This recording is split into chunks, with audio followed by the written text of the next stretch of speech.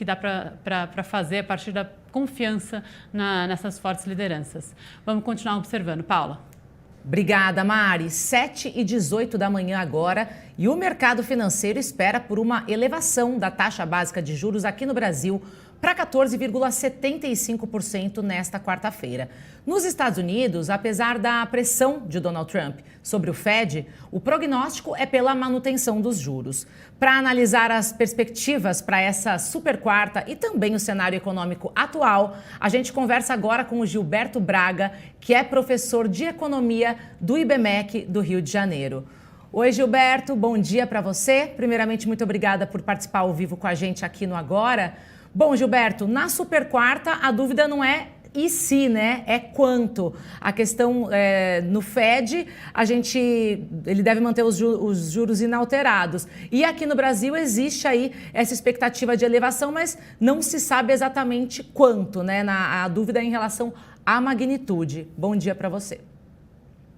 Bom dia, Paula. Bom dia, Mariana. Bom dia a todos que estão com a gente. Na verdade, eu acho que nós conseguimos, neste momento, nessa reunião do Copom que começa hoje no Brasil, ter quase que uma unanimidade. Então, mais de 90% dos economistas acreditam num aumento de 0,5 pontos percentuais na taxa básica, na taxa Selic, para 14,75. Muitos poucos acreditam que ela poderia subir menos e alguns até acreditam que ela poderia subir mais. Então, a gente teria aí um pequeno range, uma pequena variação de 0,25 bases. O que nós não temos consenso é o que vai acontecer depois, ou seja, na reunião de junho, nos próximos meses. Alguns economistas se dividem achando que nós estaremos no nosso ápice, ou seja, o 14,75 já seria suficiente para conter a inflação, enquanto uma outra corrente, que é mais ou menos a outra metade dos meus colegas, acreditam que nós iremos a 15, alguns a 15,25 até o final de 2025. Ou seja, a grande discussão não é quanto vai subir hoje, eu acho que é quase um consenso que sobe meio ponto percentual, mas o que vai acontecer daqui para frente. Em relação aos Estados Unidos, o Fed deverá manter a taxa de juros dos títulos americanos entre 4,25 e 4,5 ao ano, e a grande expectativa é para o discurso de Jerome Powell, ou seja, o presidente do Banco Central americano, que é o pronunciamento que ele faz sempre depois que ele faz o anúncio da manutenção ou de alteração da taxa, sobretudo em meio aos tiroteios de Donald Trump com relação a ameaças, com relação ao primeiro discurso já com um período da nova gestão, da atual gestão de Donald Trump, em meio a essa guerra tarifária e com todo esse estrago que ele tem causado, não apenas internamente, com risco de inflação, com dados bastante, digamos assim, inconsistentes da economia americana, e uma grande celeuma em termos de comércio internacional, com idas e vindas, com recuos, avanços, ameaças e negociações. Então, esse é o quadro que a gente espera para essa super quarta. Gilberto, obrigada pela participação aqui com a gente. Eu queria voltar falando de Brasil primeiro aqui com você, porque você falou aí da dúvida para o futuro, né? A gente teve em relação ao Boletim Focus, essa foi a primeira semana, salvo engano, do ano, que caiu a expectativa de 15% no fechamento para 4,75%. Em se aumentando, de fato, meio ponto percentual na reunião que começa hoje, a gente estaria chegando ao limite dessa expectativa nova da semana do Boletim Focus.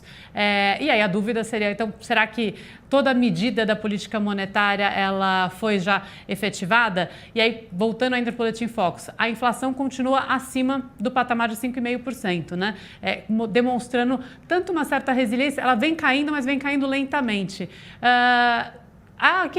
Na sua opinião, o que isso está dizendo? Quer dizer, existe talvez um limite em relação à eficácia também da política monetária em relação a esse efeito inflacionário? Isso pode estar aí um pouco como... É um fator de análise para entender quanto que a medida monetária pode ser ainda útil para segurar a inflação, ao mesmo tempo que penosa para a economia como um todo?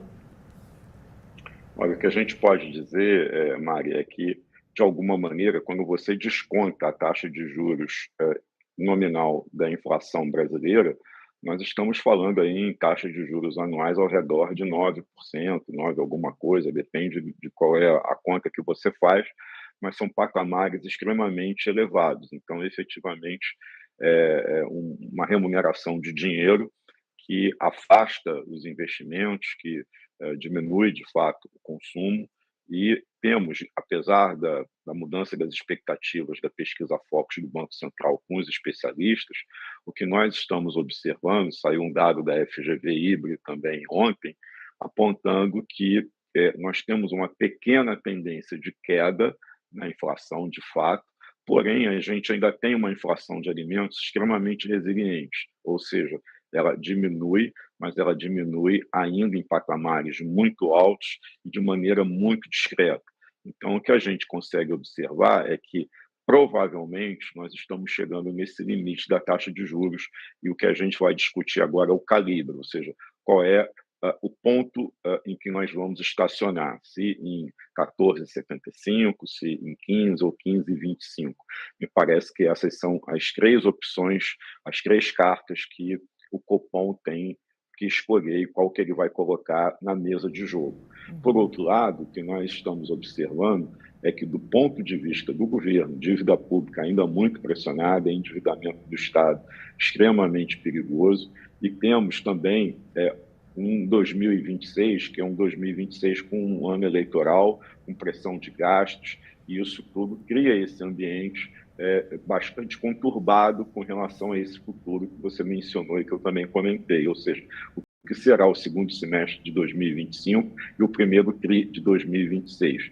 Então, eu acho que hoje o que a gente tem é, basicamente, a medida para começar a debelar a inflação, ela já está praticamente contratada com a alta da Selic, que deve ser anunciada amanhã, mas ainda há dúvidas com relação ao que vai acontecer nos próximos meses. Gilberto, bom, você falou agora, né, do cenário do Brasil, aqui da reunião do Copom. Agora, voltando lá para os Estados Unidos. No caso dos Estados Unidos, a reunião do Fed já meio que se espera, né, o que vai acontecer, manter os juros aí inalterados. Então, é meio que uma reunião, a gente diria, para ganhar tempo, enquanto as coisas e as futuras negociações aí, ali nos Estados Unidos acontecem, né? Na verdade, é isso mesmo, né? Porque os dados macroeconômicos dos Estados Unidos, eles não têm vindo dentro de uma consistência que os especialistas estavam acostumados. Então, uma hora você vê a inflação subindo, outra hora você vê dados de emprego forte. Então, normalmente, quando você tem um movimento macroeconômico americano histórico, ele é todo sincronizado. Então, quando o emprego cai, a inflação cai e, de alguma maneira, o consumo cai dentro de uma certa harmonia dos indicadores que os economistas estão acostumados a correlacionar. O que nós estamos vendo nesses primeiros meses do governo Clinton é um samba-lelê, ou seja, cada hora as expectativas elas são surpresas, são novas surpresas, na medida em que elas não são confirmadas. Então, saiu um dado recente de emprego que veio muito forte, que de alguma maneira contraria as expectativas de ameaça de inflação e até de recessão global. Então, isso tudo vai tornando esse ambiente bastante confuso. E essas idas e vindas, esses avanços e recuos na política tarifária externa americana, nas relações comerciais, torna isso tudo ainda mais inseguro. Então, a prudência, me parece que é, neste momento, a melhor receita para o Banco Central americano como órgão independente.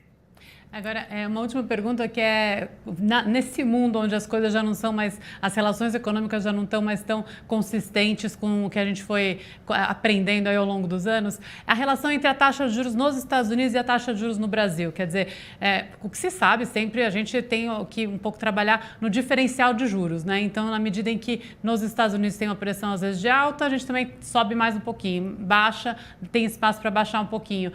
Na tua opinião, considerando todas essas mexidas aí, em termos, inclusive, da demanda pelos títulos americanos, a insegurança que a economia americana vem passando, muda também essa relação? Quer dizer, o Banco Central sempre vai ter que olhar, Brasil vai sempre ter que olhar para lá, mas a intensidade de reação pode ser um pouco mais desconectada ou essa relação econômica ainda está sólida? E aí, se o Banco Central de lá baixar, a gente pode começar também a pensar numa taxa de juros mais baixa aqui?